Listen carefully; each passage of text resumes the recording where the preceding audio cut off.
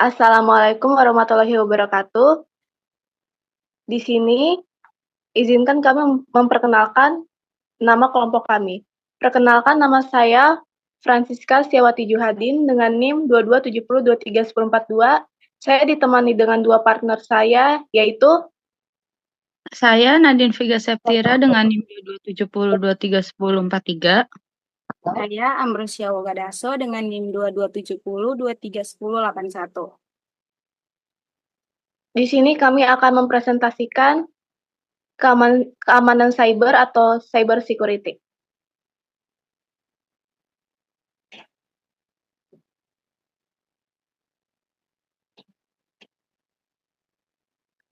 Apa itu cyber security atau keamanan cyber?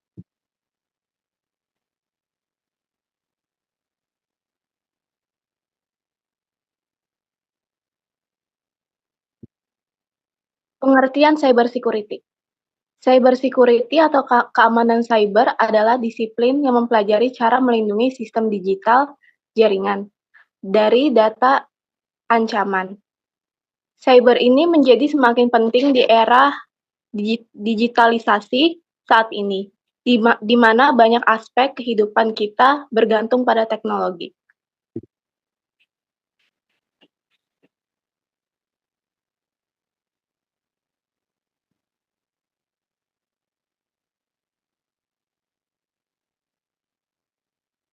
Pengantar keamanan cyber.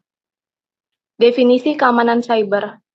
Keamanan cyber mencangkup praktik teknologi dan proses yang digunakan untuk melindungi sistem informasi, jaringan, dan data dari akses, pengungkapan atau gangguan yang tidak sah.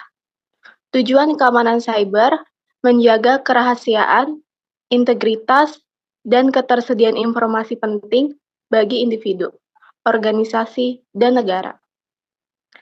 Tantangan keamanan cyber. Meningkatnya kompleksitas dan volume ancaman cyber, serta kecepatan perkembangan teknologi yang sulit diikuti.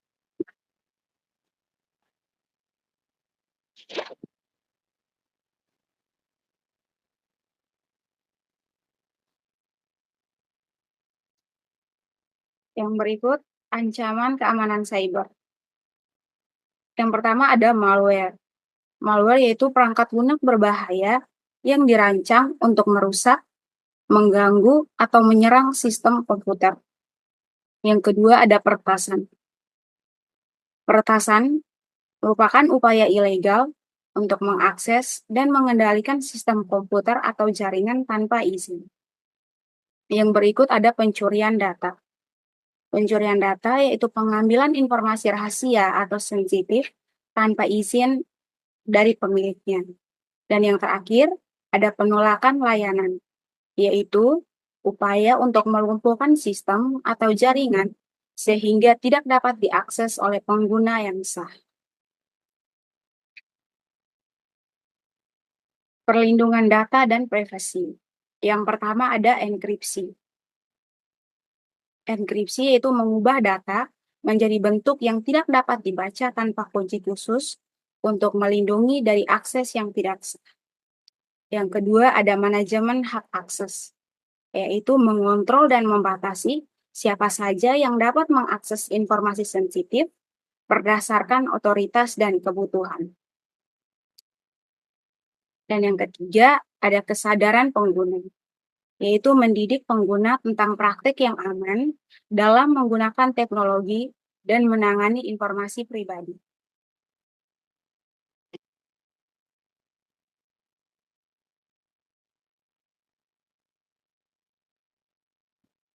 Kerentanan dan eksploitasi sistem. Yang pertama ada identifikasi, yaitu mendeteksi kelemahan dan celah keamanan dalam sistem maupun aplikasi. Yang kedua, penilaian, yaitu menganalisis risiko dan dampak potensial yang dapat ditimbulkan oleh kerentanan. Dan yang terakhir ada mitigasi, yaitu menerapkan perbaikan atau kontrol keamanan untuk mengurangi risiko dan melindungi sistem.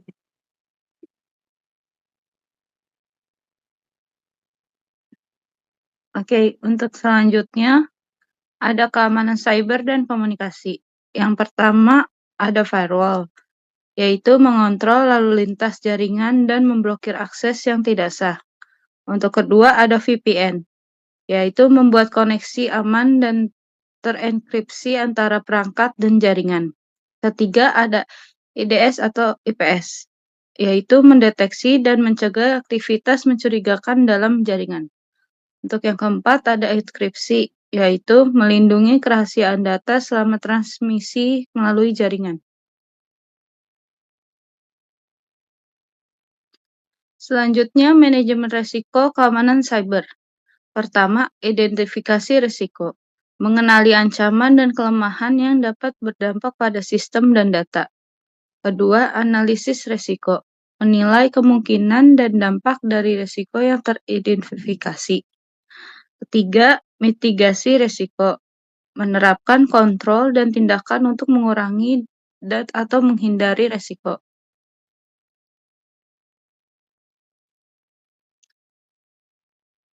Terakhir, kesimpulan dan rekomendasi. Keamanan cyber merupakan aspek penting dalam dunia digital saat ini. Dengan pemahaman yang baik tentang ancaman, perlindungan data, dan manajemen risiko, organisasi dapat meningkatkan ketahanan terhadap serangan cyber dan menjaga kelangsungan bisnis. Sekian dari kelompok kami. Wassalamualaikum warahmatullahi wabarakatuh.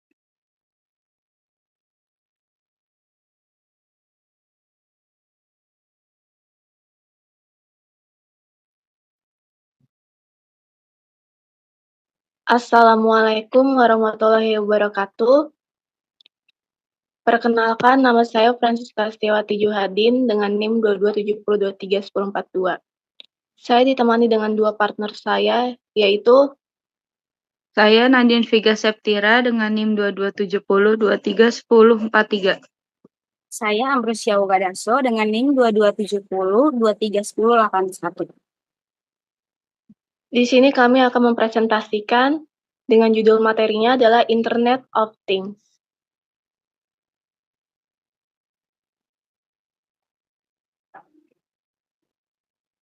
Definisi dan komponen dasar IoT. Sensor. Mengumpulkan data dari lingkungan seperti suhu, kelembapan, atau gerakan. Yang kedua, konektivitas.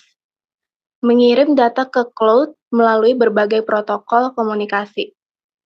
Yang ketiga, pemrosesan data. Menganalisis informasi untuk menghasilkan wawasan yang dapat ditindaklanjuti. Yang keempat, antarmuka pengguna. Memungkinkan interaksi dan kontrol melalui aplikasi atau dashboard.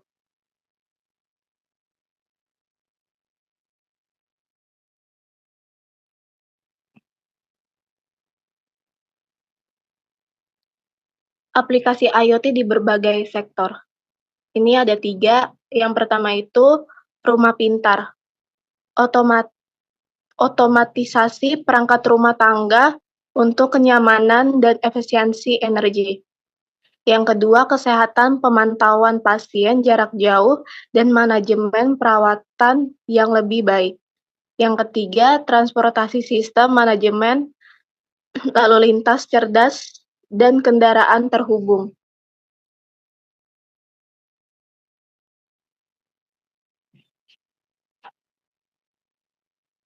Rumah pintar dengan IoT. Di sini ada 3 juga. Yang pertama itu kontrol suhu. Termostat pintar menyesuaikan suhu secara otomatis untuk kenyamanan optimal. Yang kedua, keamanan. Kamera dari sensor gerak memberikan pemantauan keamanan real-time. Pencahayaan. Lampu pintar dapat diatur sesuai suasana hati atau jadwal.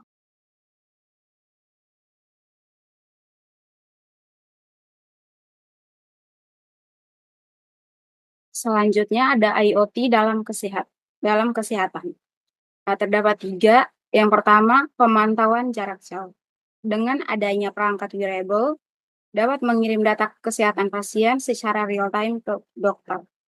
Yang kedua, manajemen obat. Dengan adanya dispenser obat pintar, dapat memastikan pasien untuk mengonsumsi obat tepat waktu. Dan yang ketiga, terdapat analisis prediktif. Dengan adanya AI, menganalisis data kesehatan untuk memprediksi dan mencegah adanya masalah kesehatan. Yang berikut, IoT dalam transportasi. Yang pertama, manajemen lalu lintas. Dengan adanya sensor dan kamera, dapat mengoptimalkan aliran lalu lintas di perkotaan. Yang kedua, kendaraan terhubung. Mobil pintar berkomunikasi dengan infrastruktur untuk meningkatkan keselamatan. Dan yang ketiga ada logistik cerdas. Pelacakan real-time dapat meningkatkan efisiensi pengiriman dan manajemen.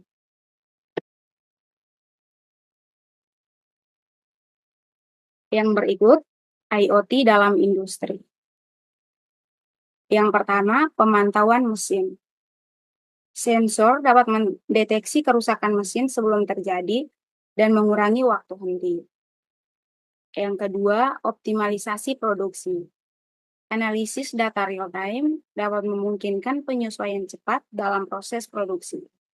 Dan yang terakhir ada manajemen inventaris. Dengan adanya sistem RFID, otomatis melacak stok dan memicu pesanan ulang.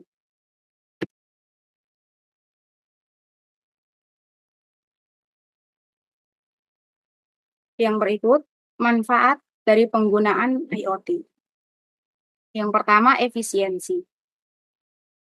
Ini dapat mengotomatisasi, mengurangi interval manual, dan meningkatkan produktivitas. Yang kedua, penghematan biaya. Optimalisasi penggunaan sumber daya dapat mengurangi pemborosan dan biaya operasional. Yang ketiga, wawasan data. Analisis data dapat memberikan pemahaman yang lebih mendalam tentang perilaku dan tren. Dan yang keempat, ada pengalaman pengguna. Personalisasi dan kemudahan akses dapat meningkatkan kepuasan pelanggan.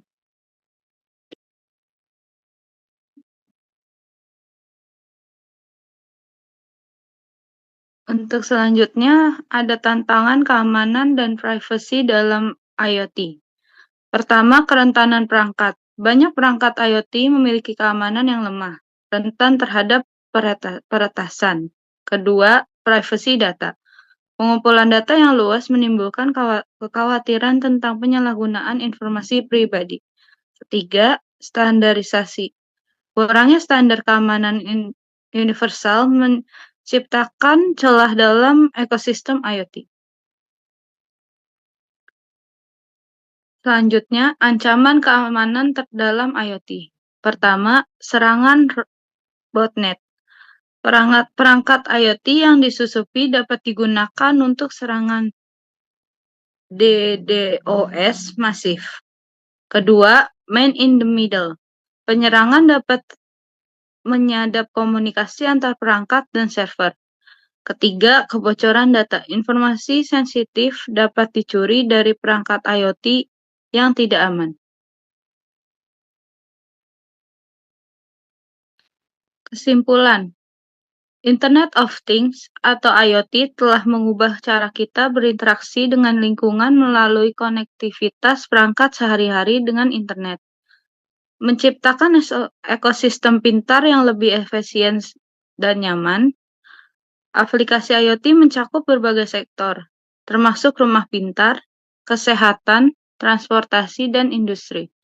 Teknologi ini memungkinkan otomatisasi, pemantauan, dan pengumpulan data yang dapat dilakukan untuk analisis dan pengambilan keputusan yang lebih baik. Namun, di samping manfaat yang signifikan, terdapat tantangan besar terkait keamanan dan privasi data. Perangkat IoT sangat rentan terhadap peretasan dan serangan cyber lainnya, yang menuntut adanya peningkatan standar keamanan untuk melindungi pengguna dan ekosistem secara keseluruhan. Sekian dari kelompok kami. Wassalamualaikum warahmatullahi wabarakatuh.